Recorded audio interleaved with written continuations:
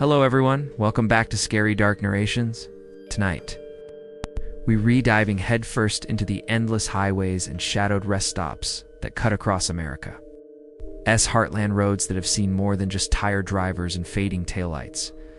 In this episode, you'll hear 7 of the most disturbing true trucker horror stories ever recorded. Chilling encounters whispered among long-haul drivers who've seen what no GPS can explain. These tales aren't urban myths or roadside folklore. They come straight from the men and women who drive through the dead of night, carrying freight through places most people would never dare stop. From mysterious hitchhikers who vanish mid-ride, to voices that call through CB radios long after the sender should have been dead, to gas stations that appear out of nowhere and disappear just as fast. For the privacy of those who live through these encounters, some names and details have been changed, but the fear, the confusion, and the horror remain untouched. If you're new here, make sure to subscribe to Scary Dark Narrations for more true stories that will crawl under your skin and linger long after the engine goes quiet. So buckle up, keep your headlights steady, because tonight, we're following the road where darkness never ends.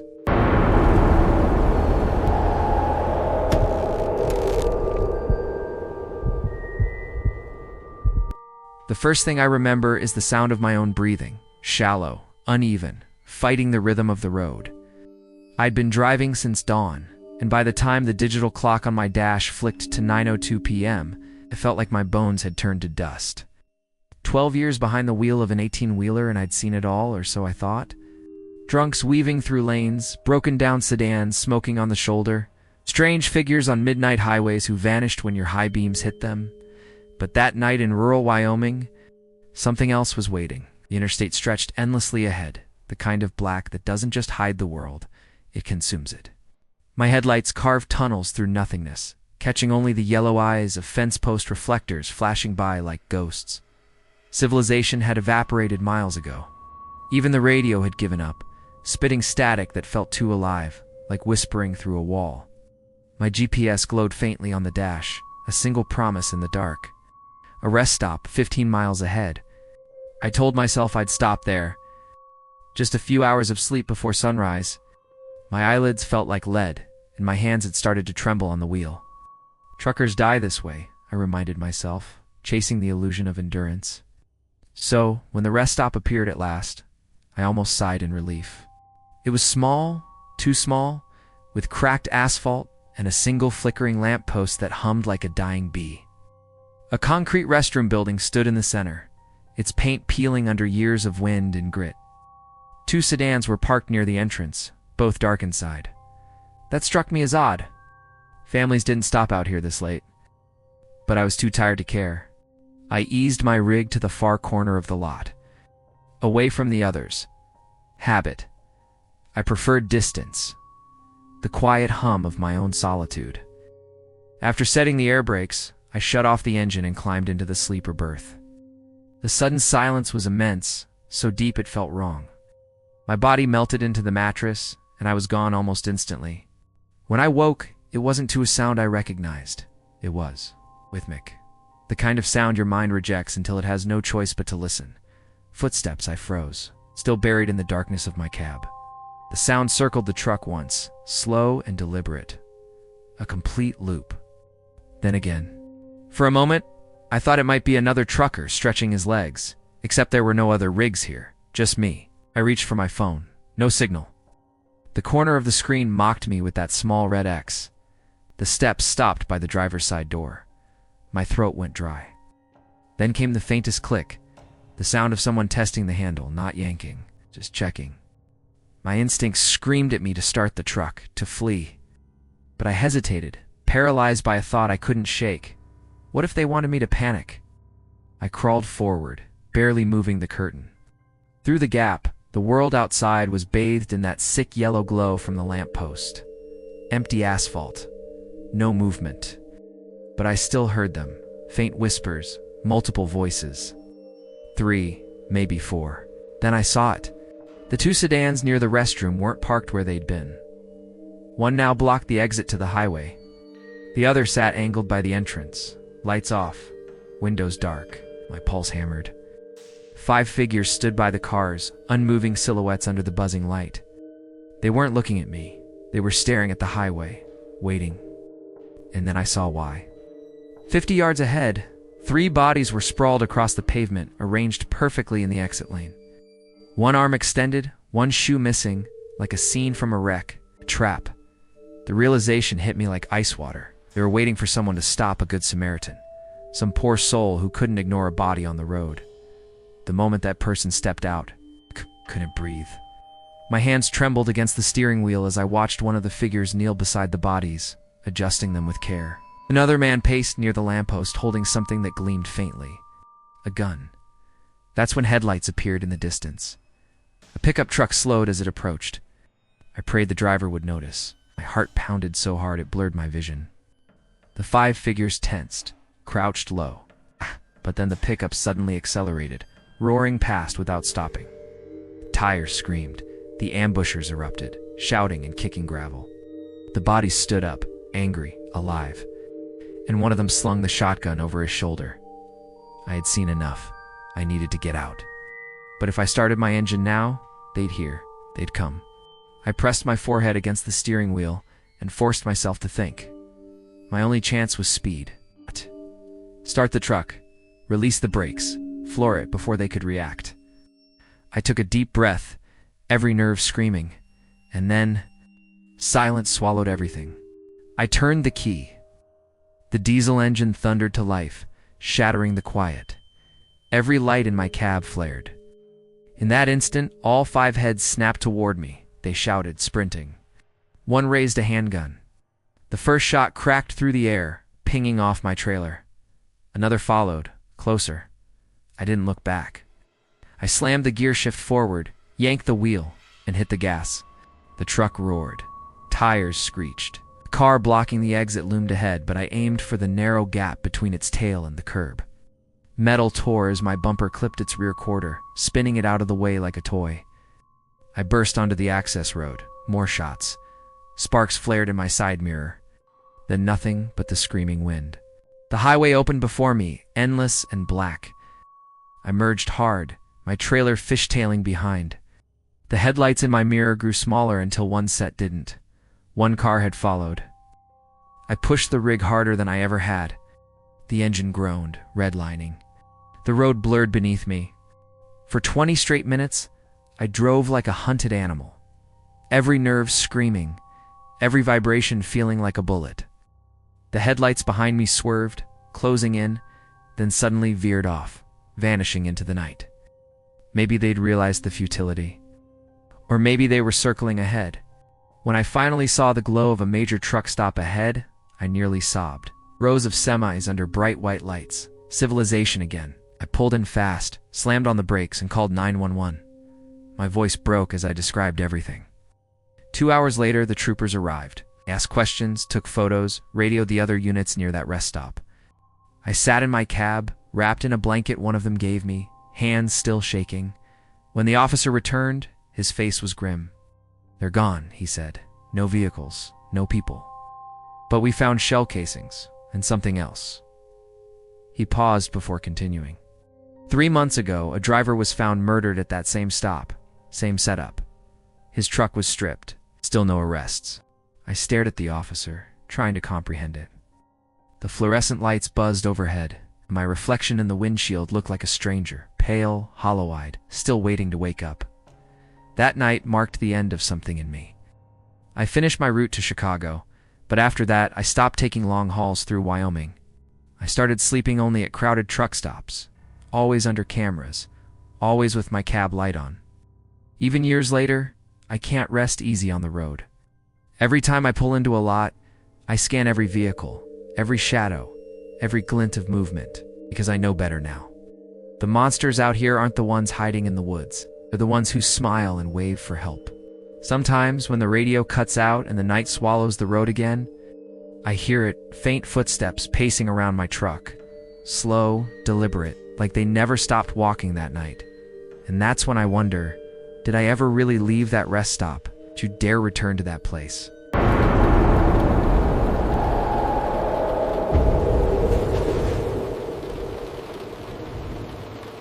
The snow whispered against the windshield like static, endless and suffocating. I'd been driving for hours through the Nevada night, my truck groaning under the weight of a frozen wind that howled like a wounded animal. The headlights carved tunnels through the whiteout, but beyond that, nothing. Just an ocean of darkness and flurries that seemed to swallow the world whole. I'd done this route dozens of times, Los Angeles to Salt Lake City, but that night felt wrong from the start. Maybe it was the silence between the gusts, or maybe it was how the storm had appeared out of nowhere, as if it had been waiting for me. I kept one hand tight on the wheel, the other clutching my thermos like a lifeline. Coffee was lukewarm, but it grounded me something real in a night that didn't feel real anymore. My radio had died hours ago, replaced by a faint static that rose and fell like a breath. I remember glancing at the dashboard clock, just past midnight. I should have pulled over. I knew that. But the idea of parking on that endless empty highway felt worse, like the dark would close in if I stopped moving. Then I saw her. A figure standing at the edge of the road, half buried in snow.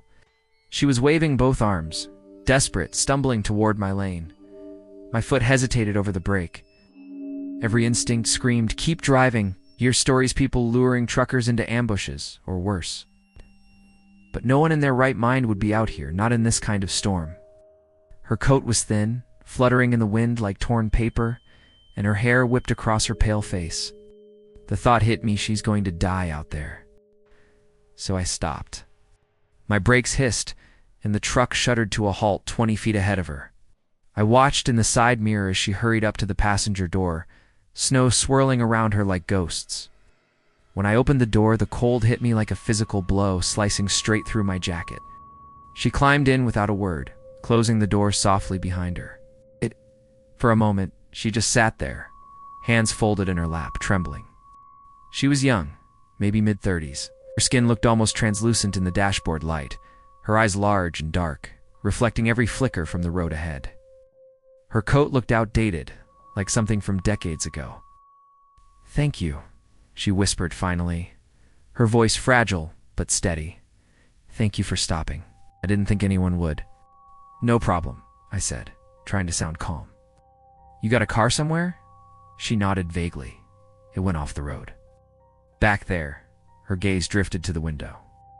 "I just need to get home." "Where's home?" "Meadowbrook Cemetery." The words hung in the air like frost. A cemetery. I hesitated, searching her face for some sign of a joke, but she was dead serious. "You mean Meadowbrook, the town?" Her lips barely moved. "Yes, the cemetery there." The wind screamed against the cab, and something deep in me twisted. Still, I nodded. "All right, sit tight. I'll get you there." She didn't say another word. The storm worsened as we drove. My wipers fought to keep up, barely clearing a few inches before the next wave of snow buried the glass again. I could see her reflection in the window, motionless, staring ahead. I tried to start small talk, to ease the silence, but her answers came clipped, almost automatic. She said her name was Elizabeth. She didn't want to call anyone. She just needed to get home. It was only after 15 miles that I noticed something off. She wasn't warming up. The heater had been blasting full force, yet her skin looked even paler than before, almost glowing in the dim orange light. And though she'd come in drenched with snow, her clothes were bone dry. Not a single drop had melted onto the seat. As the night deepened, so did my unease. The storm was merciless now. My headlights barely reached 10 feet ahead. I almost missed the turn when she suddenly spoke, her tone urgent for the first time. "There, turn there." Her voice startled me. It sounded closer, colder somehow. I turned onto a narrow road leading toward the sleeping town. The streets were dark, the houses half buried in snowdrifts. No movement, no lights, just a dead silence that pressed against the windows. "Where to now?" I asked quietly. "Straight ahead," she whispered. "You'll see the gates." Her tone sent a shiver crawling up my spine. And then I saw the iron gates rising from the snow, tall and black against the night. The letters above the arch glistened with frost. Meadowbrook Cemetery. I slowed to a stop. My hands tightened on the wheel. "You said you needed to get home? Do you live nearby?" That was when she turned to me, slowly. Her eyes met Manand. Something in them felt ancient, hollow. "I'm home." Then silence swallowed everything. Before I could react, she opened the door and stepped out into the storm. The door swung shut with a heavy thud, leaving me alone with the echo of her last words. I leaned forward, heart pounding, and watched through the windshield. She walked toward the gates, her figure small and dark against the snow. And then I swear I saw her pass right through them. No movement, no sound, just gone. My breath fogged the glass. I told myself I'd imagined it, that she'd slipped through a gap, that the snow was playing tricks on me. But the longer I sat there, the colder the air became, as if her absence had left something behind, something that was still inside the cab with me. I should have driven off. But curiosity or maybe fear anchored me. I grabbed my flashlight and stepped out into the storm. The cold hit like knives. My boots sank deep into the drifts as I trudged toward the gates. The wind shrieked through the trees, bending their limbs until they creaked like bones. When I reached the entrance, my stomach twisted. The gates were chained shut, the lock caked in rust. It hadn't been opened in years.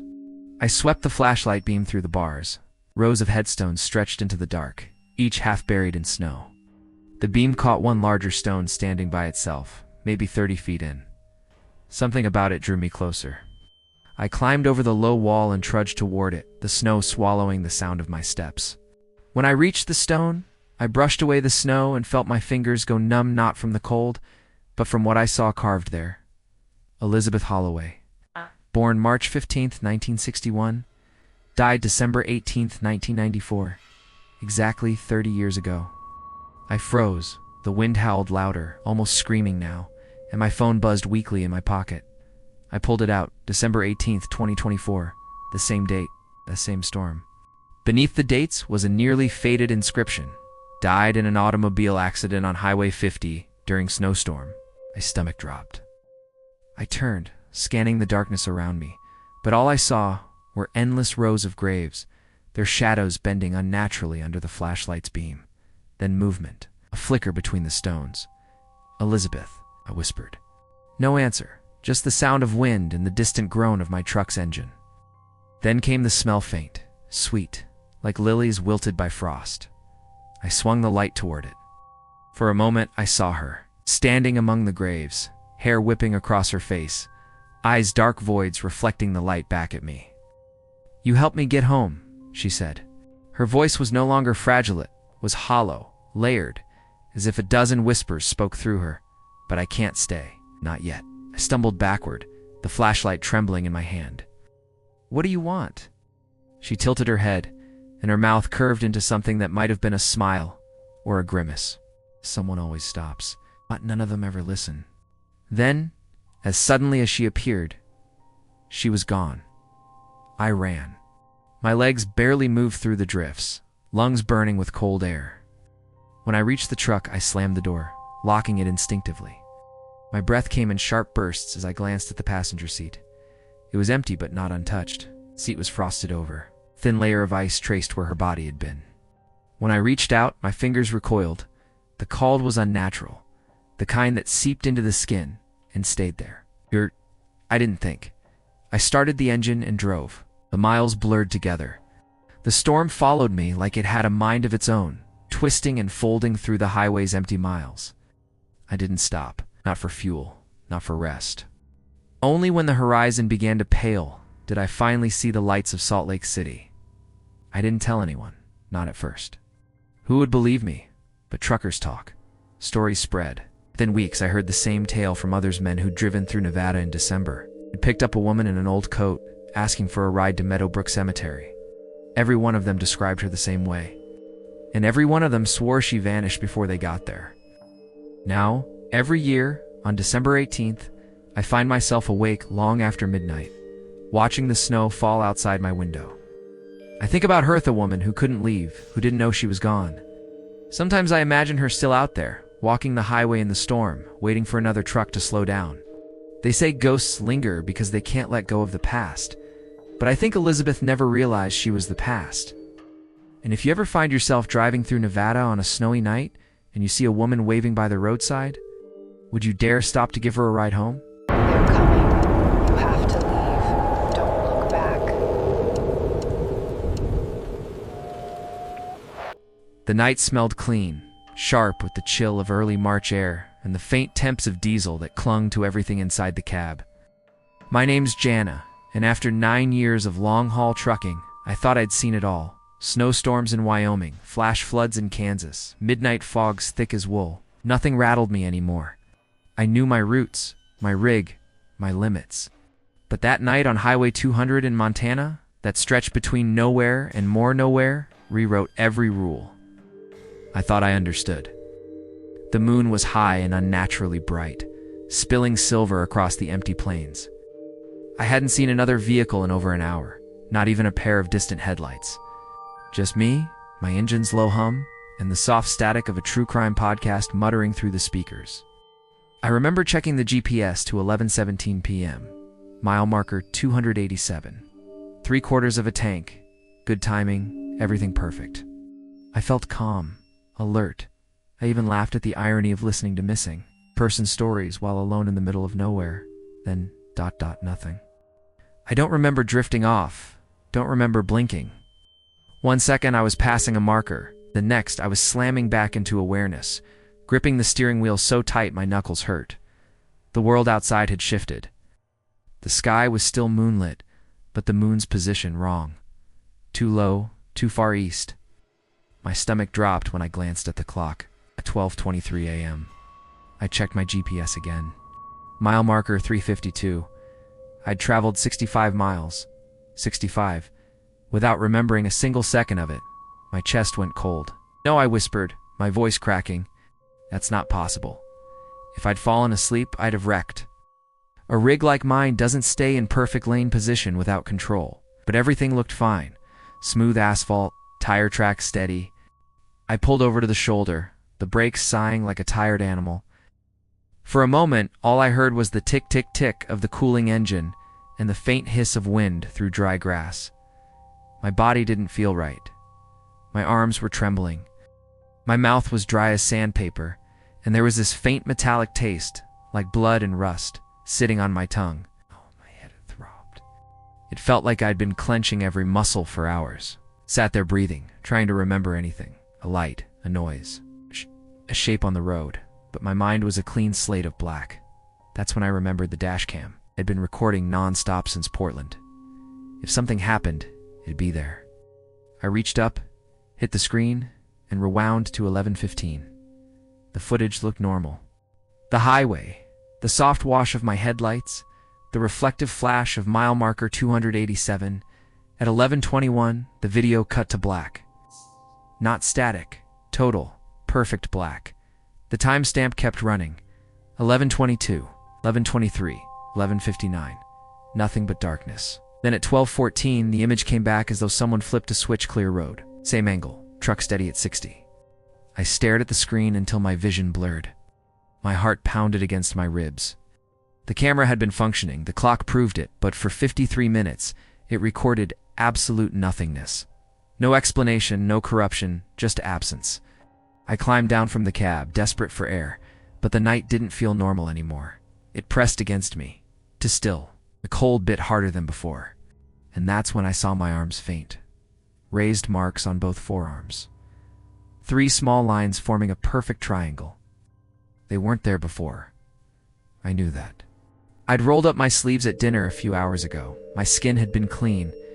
The marks didn't hurt, but they itched with this electric sting that made my fingers twitch. I looked around, shining my flashlight along the truck. The steering wheel was warm. It's not just body heat. Warm, heated, like something had baked it for hours. The seat looked compressed, deeper than it should have been. I'm not a small woman, but it was like something far heavier had been sitting there. Then I saw the fuel gauge just above half a tank. At 11:17, I'd had 3/4. I did the math. My truck burned fuel predictably, a quarter tank for around 120 miles. I'd only gone 65. That meant I'd used double the fuel I should have. What the hell had I been doing? I tried calling dispatch, but there was no signal. The phone showed one mocking bar that flickered out completely. Silence filled the air, so complete it rang in my ears. For the first time in years, I locked my doors and sat back, pulse thundering. Rational thoughts circled uselessly. Seizure, blackout, exhaustion. But seizures didn't erase recordings. Exhaustion didn't burn extra fuel or brand geometric shapes into your arms. I debated what to do. Turn around? Wait until dawn? Keep driving? None felt safe. But sitting still on that road, surrounded by black fields and cold light, felt worse. I started the engine again. Vibration under my feet steadied me a little. I merged back onto the road, eyes flicking between the clock and GPS every few seconds, terrified of losing time again. The highway was endless. Shadows shifted across the fields in strange ways, too slow, like the land itself was breathing. The marks on my arms tingled when I passed certain bends, as though reacting to something I couldn't see. My headache pulsed harder. Then, silence swallowed everything. When sound returned, it wasn't the steady drone of my engine. It was something underneath it, faint hum, low and pulsing, vibrating through the steering wheel. My lights dimmed for half a second, flickered, then steadied. I tightened my grip. Not again, I muttered. The road ahead seemed to ripple just slightly, as if the air itself were bending. I blinked hard, but the distortion stayed, a shimmer like heat on asphalt, only it was cold. The temperature inside the cab dropped fast enough for my breath to fog. My phone screen flickered, turning on and off without touch. Light appeared in the distance, white, perfectly round, floating above the road, slowed down, heart thudding. The hum deepened, became something almost alive. I wanted to stop, to turn around, but something in me, curiosity, fear, maybe both, made me keep rolling forward. When I was maybe 100 yards out, the light blinked out. Just gone. And the second it vanished, the hum stopped too. The silence that followed was unbearable. My heartbeat was the only sound left in the world. I pressed the brakes, exhaled shakily. Then the truck jerked forward hard enough to throw me against the wheel. The dash cam light blinked red, recording. My windshield went white. Not from headlights, from light everywhere, flooding the cab, swallowing the road, erasing the horizon. My ears popped, and then nothing again. When I came to, the light was gone. My GPS read 12:14 the same minute the dashcam footage had started recording again. The hum was gone. The air felt scorched. My arms burned under my sleeves. I knew I shouldn't look, but I did. The triangular marks had deepened, no longer red, now faintly glowing under the skin, like embers cooling beneath flesh. By the time I reached Glendive at 3:30 a.m., the marks had faded but not vanished. The world felt distant, hollowed out. Even the gas station lights seemed too bright, too sharp around the edges. I sat in my cab long after cutting the engine, staring at my reflection in the windshield. My eyes looked wrong, not alien, not monstrous, just tired in a way I'd never seen before, like they'd de-watched something my mind refused to remember. Over the next few days, I forced myself back to routine. Delivery, paperwork, return trip. The world went on like nothing had happened. But the nightmares started, highways looping endlessly, white light chasing me through the dark. Sometimes I woke to the faint hum again, vibrating through the metal frame of my truck, even when it was parked. I finally told a few truckers I trusted. Most laughed, some nodded quietly. 3 admitted they'd lost time too. Same stretch of highway, same blackouts, same strange marks. One older driver named Marcus told me something that froze my blood. He said people called that part of Highway 200 the empty mile. He'd seen lights there too, said they moved like living things, not aircraft. Said some truckers who vanished there were later found parked miles away, engines running, eyes open, completely unaware they'd lost hours. After that, I started rerouting my trips. Never at night, never through Montana. But even now, when I drive through open country and the road stretches too far under a pale moon, I feel it, that vibration beneath my hands, that faint metallic taste on my tongue. Sometimes my GPS glitches, skipping a few miles before correcting itself. I still have the footage, those 53 minutes of nothing, pure black but with sound. If you turn the volume up, there's something faint in the background. A pattern, 3 tones, repeating every 11 seconds. I've listened to it enough to know it's not static. It's communication. I don't know what happened during that missing hour. I don't know if I was taken, studied, or just somewhere else. All I know is that the marks on my arms never fully healed. Under certain light, they still shimmer faintly, like they're waiting. And sometimes late at night when the highway stretches out empty and the moon hangs low over the fields, I feel something watching through the glass. something that already knows me. Would you dare drive that road after dark? They're coming. You have to leave. Don't look back. The first time I heard his voice, it sounded almost kind. Smooth, calm, like the sort of man you'd trust to give directions on a dark stretch of highway. But the way he said my name, that froze me in place. It was like he was sitting right beside me, whispering through static. I'd been driving freight for nearly 14 years, long enough to feel at home in the rhythm of the road. The white lines, the hum of diesel, the CB chatter filling the silence. But that night, the road didn't feel familiar anymore. It felt like something alive, listening. It was late October, one of those nights when fog rolls down from the mountains and the world narrows to the cone of your headlights. I was hauling a load of furniture from Charlotte to Columbus, halfway through Virginia, the highway slick with mist. The CB radio, my one link to the other night drivers, crackled softly, voices drifting in and out. Speed trap at mile 126, truck stops full at 152, routine, harmless noise. I didn't say much, just listened like I always did. Then came the voice. Male. Warm. Asking about parking availability up north. Normal. But then, after a lull, he said, "Hey there, driver in the white Freightliner with the red trailer. You've been awfully quiet tonight. Everything okay?" I remember glancing in the mirror. White cab, red trailer. Me. A chill ran through me. There were a dozen rigs that fit that description. It had to be coincidence. Still, I didn't answer. The hum of my tires suddenly sounded too loud. "Come on now," the voice said again. "Don't be shy. I know you can hear me." That Lynn I know? "No, you can hear me" felt wrong. It wasn't playful. It was personal. I reached for the mic, forcing a steady voice. "This is the white Freightliner. What do you need?"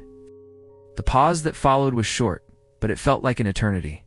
Then, with a grin in his tone, he said, "Oh, there she is." "I was starting to think you were ignoring me, Jacine, my name." He said my name. The steering wheel felt slick under my palms.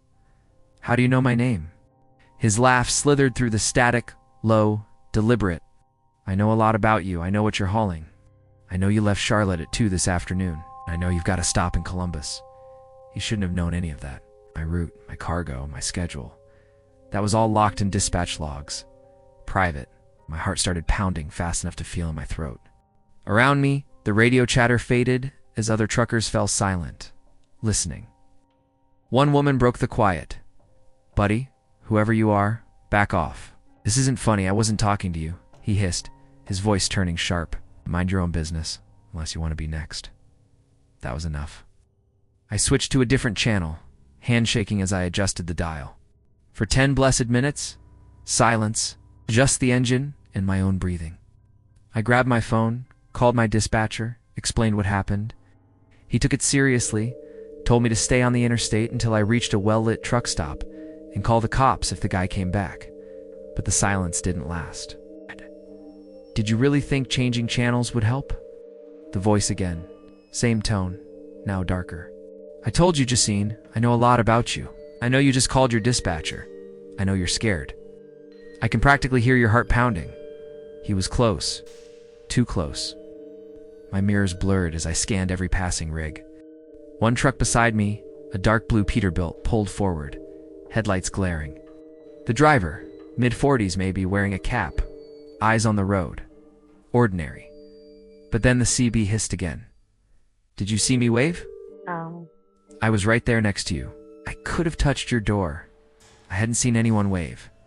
The Peterbilt driver hadn't even looked my way. He was lying deliberately, methodically, trying to get into my head. Every light on that highway started to look like eyes watching. Exit 61 loomed ahead.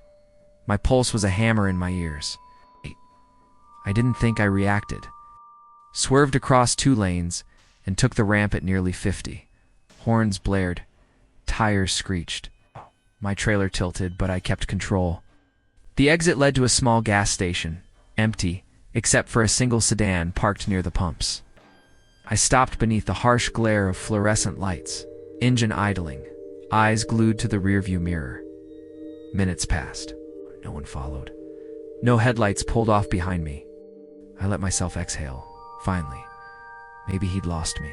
The CB crackled once more. Softer now. Intimate. That was clever, Jacine. Quick thinking. But I'm not following you. I already know where you're going. I'll see you in Columbus. Sleep well tonight, if you can. Then, silence swallowed everything. I didn't sleep that night. Couldn't. I sat in that cab with my hands still trembling, the glow of the dash lights turning everything the color of blood. Every passing car made my heart lurch. Every whisper of static sounded like his breath returning to the radio. When I finally started driving again, it was dawn, gray, weak light leaking through the fog. My dispatcher called, voice tight. He'd reached law enforcement. They were already investigating similar CB harassment cases. A few had ended badly. My stomach turned cold when he said the words, serial killer, for truckers dead, one missing. All found at rest areas, all contacted first over CB. The miles between me and Columbus stretched like a noose. Every overpass shadow looked like movement. Every parked rig on the shoulder made me grip the wheel harder. I kept the CB off, but the silence was almost worse. That box on the dash felt alive, like something waiting to speak again.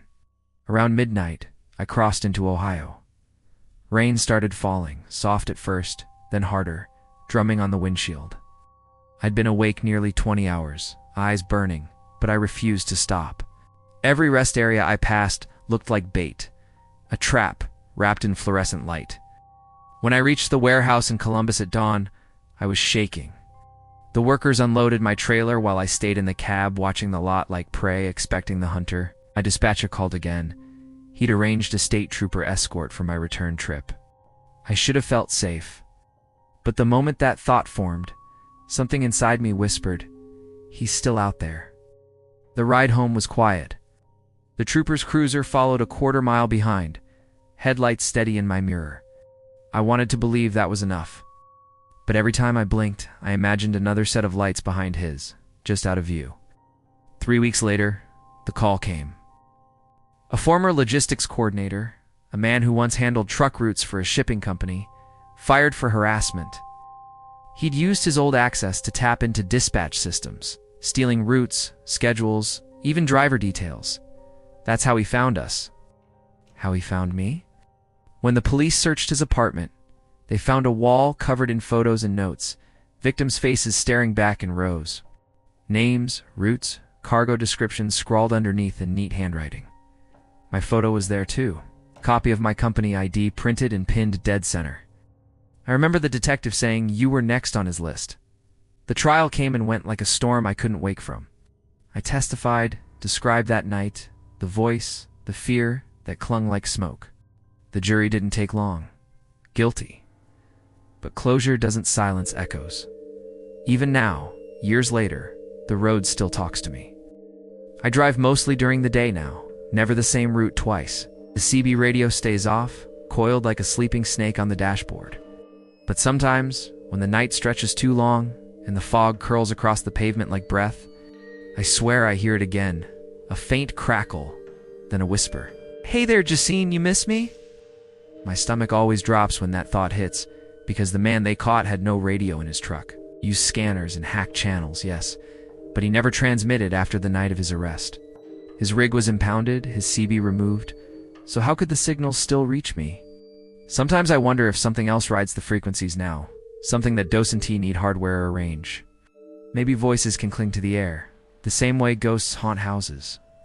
Every so often I catch myself glancing at the dead radio, watching for the faint red light that should stay dark, till it flickers. Just once, then goes black again. I tell myself it's nothing, a reflection, a trick of light, but deep down I know the truth. The road remembers, and the static never really stops. Would you dare turn your radio back on?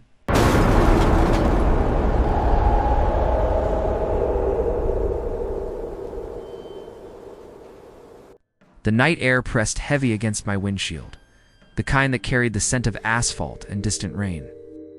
I'd been driving trucks for 8 years, and still every mile of open Texas highway could make me feel both free and utterly alone. That August night, I was hauling a full load of construction lumber from Houston to El Paso. The route was routine, one I could drive half asleep, but something about that night made me more alert than usual. like the road itself was holding its breath. I had the radio off, just the low hum of my engine and the rhythmic thud of tires over faded white lines. I was already running behind schedule when the GPS spoke up. For nearly an hour, I didn't pass another soul. Just scrublands stretching forever, shadows crawling across the edge of my headlights. Out here, you start to notice things. The way your own reflection flickers in the side mirror. How the hum of the engine starts to sound almost like a whisper. I cracked the window to keep my mind awake. The wind carried the dry, metallic smell of dust and old rain. Then, as I rounded a gentle curve, my high beams caught something ahead. I hit the brakes. An overturned sedan lay across the right lane, its undercarriage exposed, wheels still faintly spinning. Emergency flares burned nearby, sharp red against the blackness. My heart lurched. There were people, 3 of them, maybe 4, moving frantically in the glow. One was waving both arms, trying to flag me down. Another figure was sprawled out beside the car, unmoving. My gut tightened. Out here, no one else was coming for miles. I was it. I'd helped at accident scenes before. You don't hesitate when lives are at stake. But as I slowed to a crawl, something began to itch at the back of my mind. The car looked too clean. I didn't see any skid marks on the pavement, not a single dark streak of rubber, no shattered glass scattered across the road. And that person lying down, their clothes were spotless. No rips, no dirt, no blood, just stillness. I eased off the gas, instincts firing like flares of their own. Something's wrong, I thought.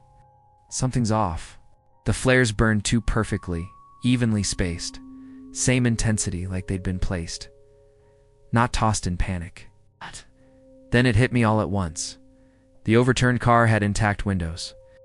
The body panels were unscathed. Even the license plates were missing. My stomach dropped. That wasn't a wreck. It was bait. My pulse spiked as I realized how close I'd rolled. The figure waving their arms stopped suddenly, like they knew I'd seen through it. The one on the ground stirred, not groaning in pain, but standing up. In one fluid, practiced motion, that was all I needed to see. I slammed the accelerator. The truck roared, gears grinding as I veered into the opposite lane, swerving past the fake wreck by inches. That's when everything erupted. The injured person sprinted toward my truck with unnatural speed, shouting something lost under my engine's roar. Another ran to the tree line, and I caught the glint of metal in their hand, a gun. My headlights cut across faces that looked too calm, too calculating. Their eyes met mine for a heartbeat before the world blurred in motion. I heard the first gunshot crack through the night, sharp, clean, followed by another. The sound echoed off the empty hills. I ducked low, keeping my foot pressed flat on the pedal. The truck shuddered under me, but the engine held strong. My side mirror flashed movement, shapes bursting from the darkness, silhouettes running. There were more of them. 4, maybe 5, all hidden in the brush, waiting for me to stop. A second later, I saw headlights flare behind me. A pickup truck, black, no visible plate, pulled onto the road, accelerating fast. I knew then, this wasn't random. It was a setup. The road stretched ahead like an endless vein of asphalt under a black sky. My trailer rattled, bullets pinging off metal somewhere behind. The steering wheel trembled under my grip. I could taste copper in my mouth. The chase had begun, and then silence swallowed everything. The world shrank to the glow of my headlights and the monster roaring behind me. The pursuing truck's engine howled, gaining fast. My own rig was heavy, sluggish, a beast built for endurance, not escape. My heart slammed against my ribs with every passing second. They were only 50 feet back now. I could see 2 figures inside. The driver hunched forward, the passenger holding something out the window. My stomach twisted. The muzzle flashed once, twice, and my cab jolted with metallic clangs. I couldn't tell if they'd hit me or the trailer. I dropped low, gripping the wheel with white knuckles, barely seeing over the dash. The sound of the shots mixed with the deep, thunderous growl of my engine. No, I muttered, pressing harder on the gas. The truck roared up to 80 miles per hour, the entire frame vibrating like it might tear itself apart. The narrow road curved again, and my headlights skimmed over the scrubland. Endless, empty. No houses, no lights, no help. I reached for my phone. No bars, not a single flicker of service. Realization hit me like ice water. That's why they chose this stretch. No signal, no witnesses.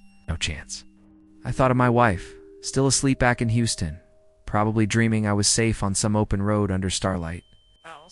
I thought of the other truckers I'd shared stories with at diners, warning each other about bandits, scammers, road pirates. Laughed those stories off.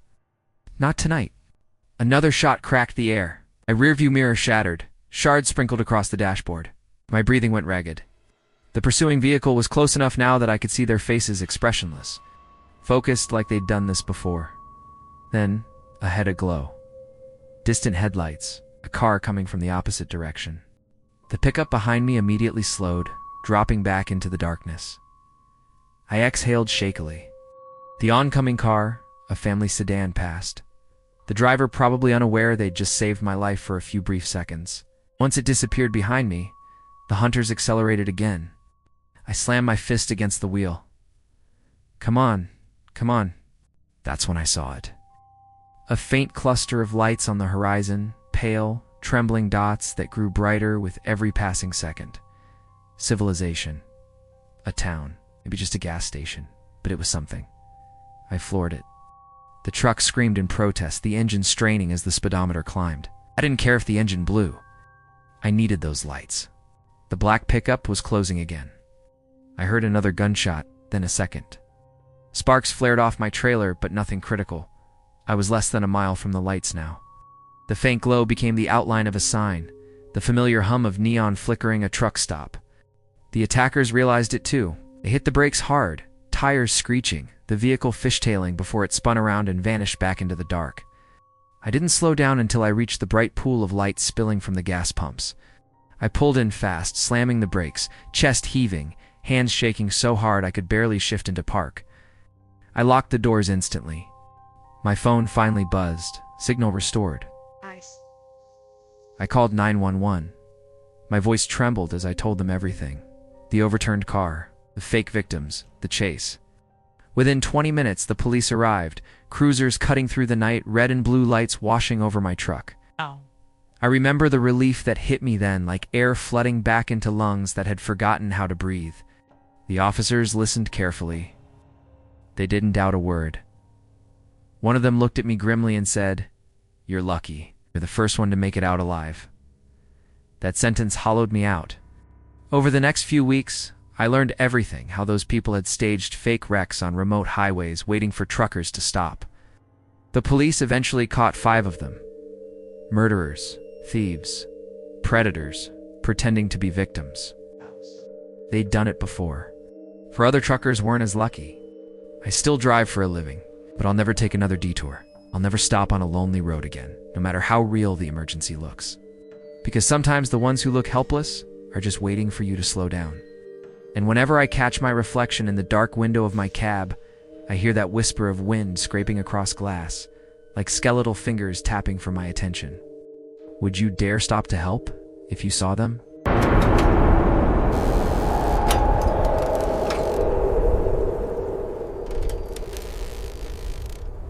The first thing I noticed that night was how the desert air felt alive, pressed against the glass of my windshield like something breathing, hot and heavy, thick enough to taste. My name's Dion. Been a long-haul trucker for 13 years, crossing the same web of roads so often I could trace them blindfolded. But that July night, on Route 93, it was the first time I ever felt like the road was watching me. The heat had been brutal all day. Even after sundown, the horizon shimmered like a mirage, the sky a dull bruise fading over the desert. I'd been hauling electronics from Phoenix to Vegas, an easy, predictable run. I knew where to eat, where to fuel, where to sleep. But I'd made one mistake, keeping the AC on full blast. By the time my low fuel light blinked red, I was 70 miles from anywhere, with barely fumes left in the tank. I slowed to 55, trying to stretch every last drop. The road ahead stretched endlessly, black and silent except for the steady hum of my tires. My GPS showed nothing. No gas stations, no motels, no rest stops, just blank space. That kind of emptiness messes with your head. It makes you wonder if maybe you took a wrong turn somewhere hours ago without realizing it. I told myself I'd be fine. Vegas wasn't that far. I'd made it on less fuel before. Still, when I saw those lights glowing faintly on the horizon, relief hit me like a wave. A truck stop, bright, solid and real. The sign was too distant to read, but the glow looked warm, welcoming. I remember whispering, "Thank God," as if I'd just been saved. As I pulled in, the lot looked busy enough. A few rigs parked under tall sodium lights, people moving in and out of the diner. The place had a nostalgic vibe, hand-painted signs, neon script flickering faintly, red vinyl booths visible through the window. It was clean, old-fashioned, almost perfect. I climbed out of my cab, stretched, and walked to the pumps. They looked older than what you'd see today. Brushed metal, heavy handles, slightly weathered displays, but everything worked fine. My card went through. The numbers on the pump rolled smoothly as my tank filled. I remember the smell of diesel mixing with desert dust and the faint scent of grilled meat drifting from the diner. Inside, the diner was cozy, a soft hum of conversation under old fluorescent lights. The wallpaper was faded but clean, decorated with vintage ads for coffee and cigarettes. Behind the counter stood a woman with silver hair pulled into a bun, smiling kindly as if she'd been waiting for me. "Long night?" she asked.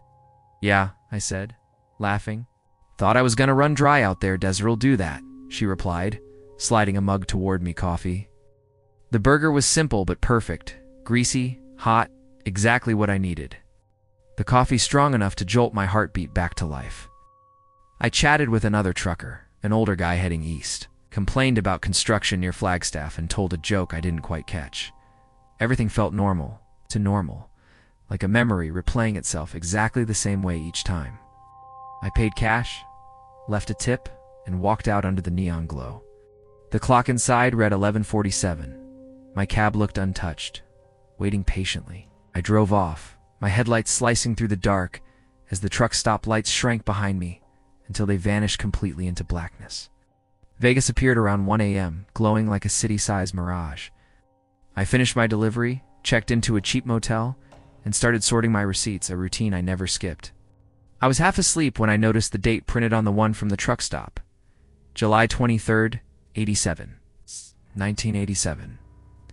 At first I thought my eyes were playing tricks on me, but the number was clear, sharp, impossible to ignore. I turned the paper over, stared again. The price per gallon? $1.12? My stomach went cold. I paid over $4, didn't I? I could still smell the diesel, still feel the pump handle in my hand. I checked my phone, searched for stations along Route 93. Nothing. No truck stop within 70 miles of where I'd stopped. No retro diner, no desert haven fuel, nothing even close. It's just empty desert.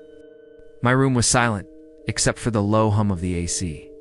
I sat there, staring at that fading paper, and whispered to myself, that can't be right. Then, silence swallowed everything. The next morning, I told myself I was just tired. Maybe I'd misread the receipt.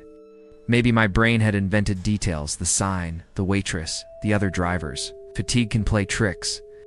But something inside me, deep down where logic doesn't reach, whispered, go back.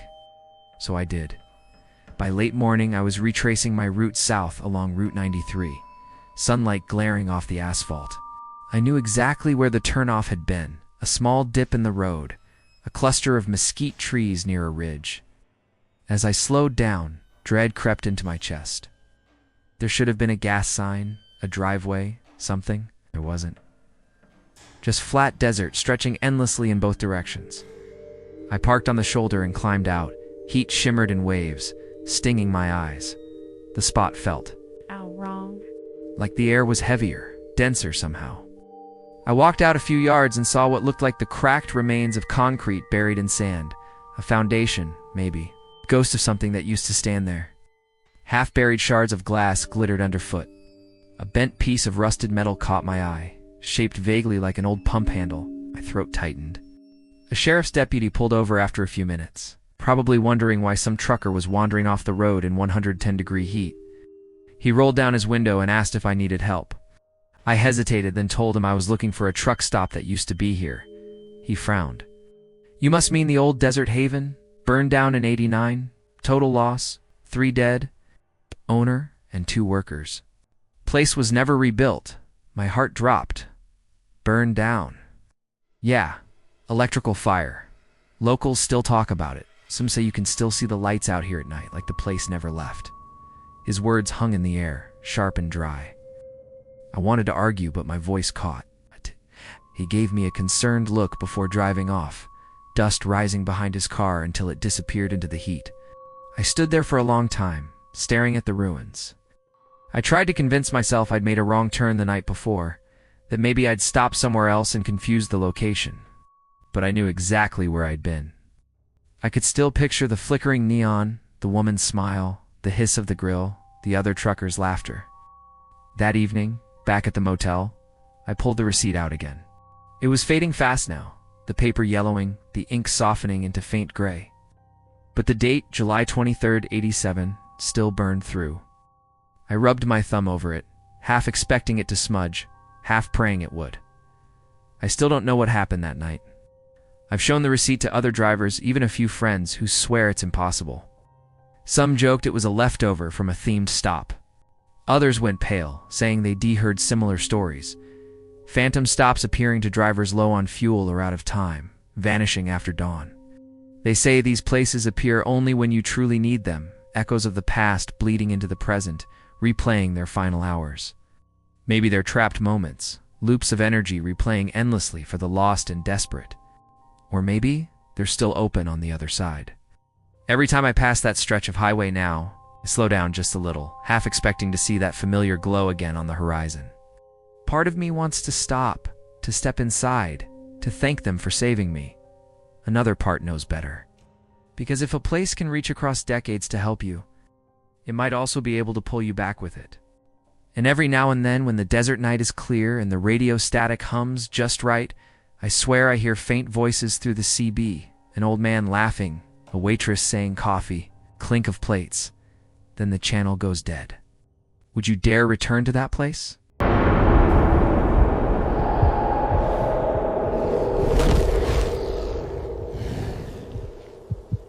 For a moment, I thought maybe my mind was playing tricks on me. The shape was too still, too dark. I blinked, leaned closer, gone. My pulse thudded in my neck. Maybe it ducked behind the tree. Maybe it was nothing. But I couldn't shake the feeling that it knew I'd seen it. The forest stayed quiet. Too quiet. No insects, no leaves rustling, just the faint tick of my cooling engine. I reached for my phone, no signal. No lifeline. I had a CB radio, but broadcasting might tell whoever was out there that I was awake. I waited. 5 minutes. 10.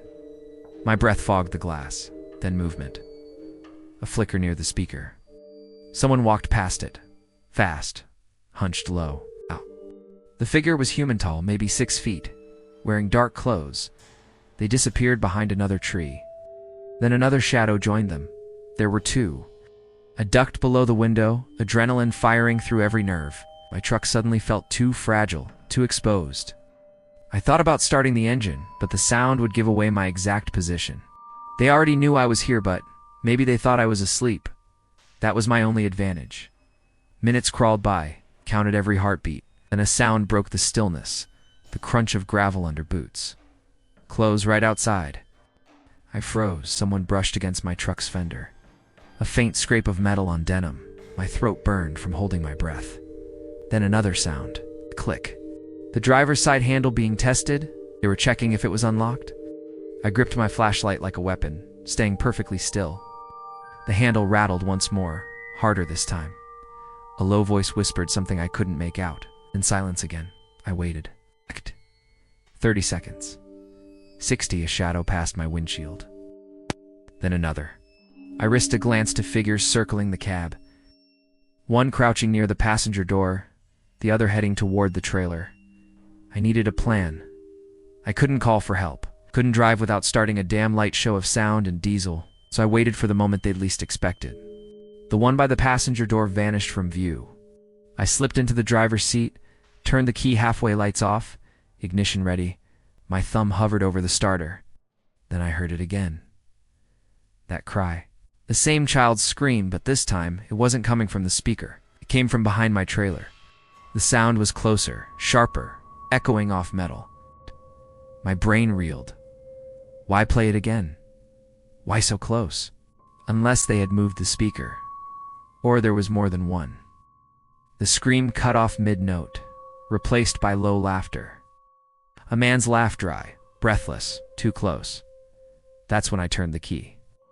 The engine roared to life, the air brakes hissing like thunder. Headlights flared, catching two figures dead on in the beam. Both froze, faces half covered, eyes wide. One lifted something metal glinting. I didn't wait to see what it was. I slammed into gear, yanked the wheel and floored it. Gravel sprayed behind me as I tore out of that clearing, the truck fishtailing before gripping pavement.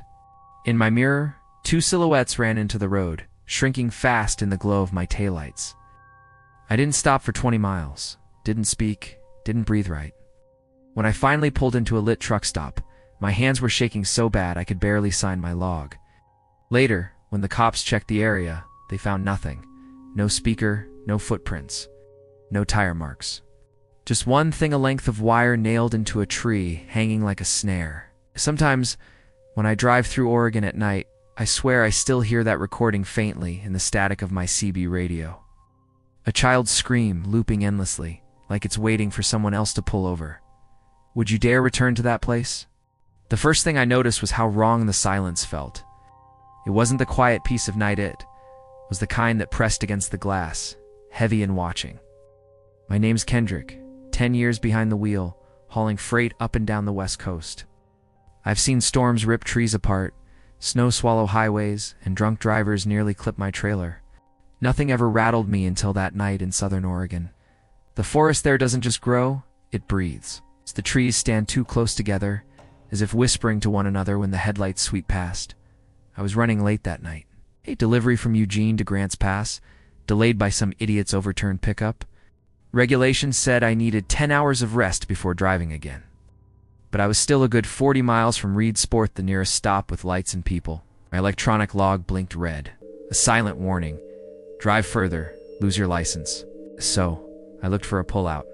Something, anything. The highway wound through blackness. My headlights carved shallow tunnels through the trees, showing glimpses of trunks slick with dew, bark reflecting faintly like wet skin.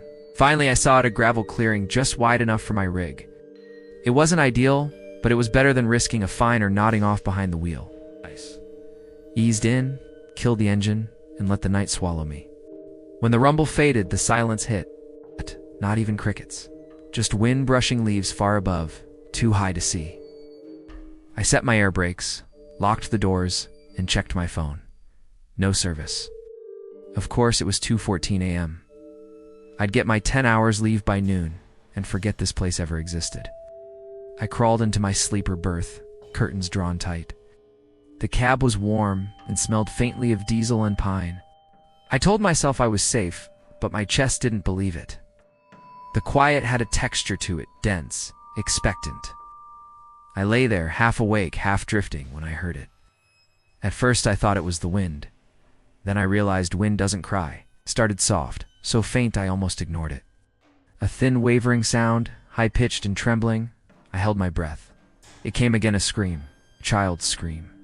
I sat up so fast, I hit my head on the bunk. My heart was already pounding before my mind caught up. A kid? Out here? I pressed my ear to the curtain, listening. The sound echoed from somewhere to my left, deep in the woods. It wasn't constant, it came in bursts, like the child was gasping between cries. Every instinct screamed to help. I grabbed my flashlight, thumb hovering over the door lock. Then, hesitation. What child would be wandering through these woods at 2 a.m? The nearest house was miles away. My brain ran through possibilities: campers, lost hikers. But the scream, it was too sharp, too rehearsed. I slid into the driver's seat and flicked on my exterior lights. Bright beams spilled into the clearing, slicing the darkness apart. Shadows leaped between tree trunks, long and crooked. I waited, eyes scanning. Nothing moved. No small figure running. No flash of color. Only the same scream, now echoing at the exact same rhythm as before. That's when the unease turned to suspicion. I leaned forward, staring into the tree line. My light caught something metallic, something round, fixed high in a tree about 40 feet out. I squinted, adjusted the beam. It was a speaker. A goddamn speaker. The child's scream blared from it, tinny, looping, artificial. A recording. The realization hit me like ice water. This wasn't some lost kid. This was bait. Someone had set up this audio to lure travelers out of their trucks. My throat went dry. I slowly turned off my exterior lights and sat in the dark, heart hammering so loud I could hear it in my ears. Whoever did this was probably close, watching, waiting. I studied the forest again, letting my eyes adjust. The glow from my dashboard gave me just enough light to see faint outlines between the trees. That's when I saw it. A person, half concealed behind a trunk, motionless. Facing my truck, my hand froze on the flashlight. The figure didn't move, didn't even sway with the wind. Just stood there, like it had been carved from the night itself. Then silence swallowed everything. And if you thought tonight's story was terrifying, you haven't seen the roads that never end. Because some highways don't just take you places, they take something from you.